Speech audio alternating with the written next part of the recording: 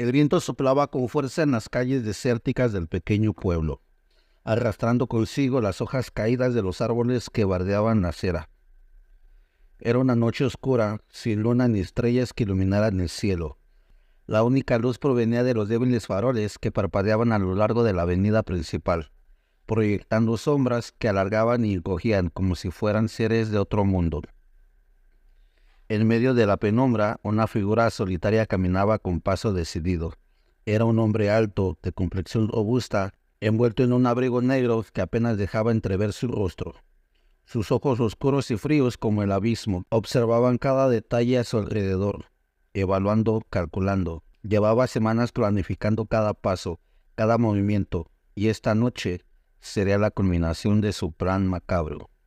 El hombre cuyo nombre real pocos conocían y que en su mente se había bautizado como el Cazador, se detuvo frente a una pequeña casa en las afueras del pueblo. Las ventanas estaban apagadas y el silencio que reinaba en el interior indicaba que sus habitantes ya dormían. Había elegido este lugar con cuidado, vigilando durante semanas los hábitos de quienes vivían ahí. Sabía que dentro de esas paredes se encontraba su primer víctima, una mujer que, sin saberlo, había despertado en él una oscura y peligrosa obsesión. Su nombre era Tania. Tania tenía poco más de 30 años y vivía sola desde que su esposo la había dejado. Trabajaba como enfermera en el hospital local y cada día regresaba a su hogar agotada, buscando la paz que el pequeño pueblo le ofrecía. Pero aquella noche la paz sería un espejismo. El cazador había observado cómo las luces de la casa se apagaban una tras otra, cómo las sombras se movían detrás de las cortinas mientras ella se esperaba para dormir. Había esperado pacientemente, como un depredador que acecha a su presa, aguardando el momento exacto para atacar, con una destreza que hablaba de una mente metódica y controlada. El cazador abrió la puerta trasera de la casa.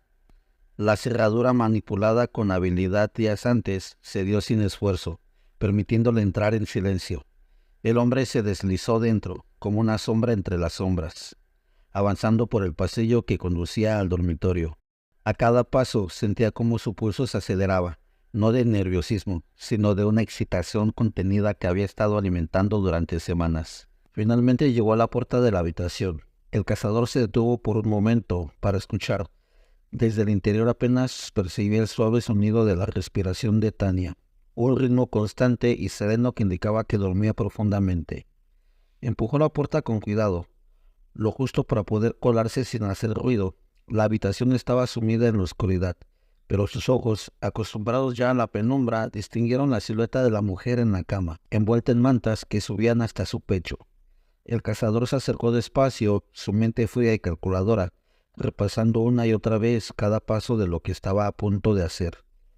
Sacó de su abrigo un pequeño cuchillo de hoja afilada, una herramienta perfecta para el tipo de trabajo que tenía en mente.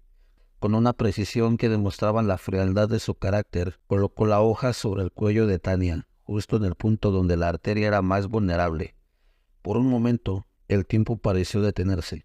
El cazador contempló su obra, admirando la inquietud con la que la vida estaba a punto de ser arrebatada. Una gota de su sudor resbaló por su frente, pero sus manos se mantuvieron firmes. Sin dudar, presionó la hoja contra la carne y cortó con un movimiento rápido y decidido. La sangre brotó de la herida, cálida y espesa, empapando las sábanas y el colchón. Tania se agitó, despertando al instante del dolor insoportable que corrió su cuerpo. Sus ojos se abrieron de par en par, llenos de terror y confusión, mientras intentaba emitir un grito que murió en su agonía, ahogada por la sangre. El cazador se retiró unos pasos, observando cómo la vida abandonaba el cuerpo de Tania. Ella intentó en vano detener la hemorragia, sus manos temblorosas tratando de cubrir la herida, pero era inútil. En cuestión de minutos, su cuerpo se quedó inmóvil, los ojos aún abiertos, fijos en el rostro de su asesino. El cazador se acercó de nuevo, cerrando con delicadeza los párpados de la mujer, como un último gesto de macabra compasión. La adrenalina que había estado aumentando su excitación comenzó a desvanecerse, dejando en su lugar una extraña calma. El primer paso estaba dado. La primer vida había sido arrebatada, y aunque una parte de él sabía que debía sentir algo, remordimiento, culpa miedo. Todo lo que sentía era una fría satisfacción. El cazador no había cometido este crimen por odio o venganza, sino por una necesidad interna que él mismo apenas comprendía. Una necesidad de control, de demostrar su poder sobre la vida y la muerte.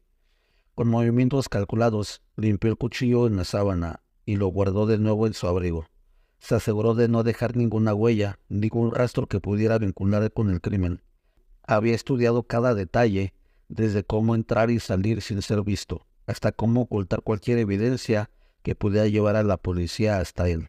Sabía que en este pequeño pueblo, un crimen como este sacudiría a la comunidad hasta sus cimientos, pero estaba seguro de que nadie sospecharía de él.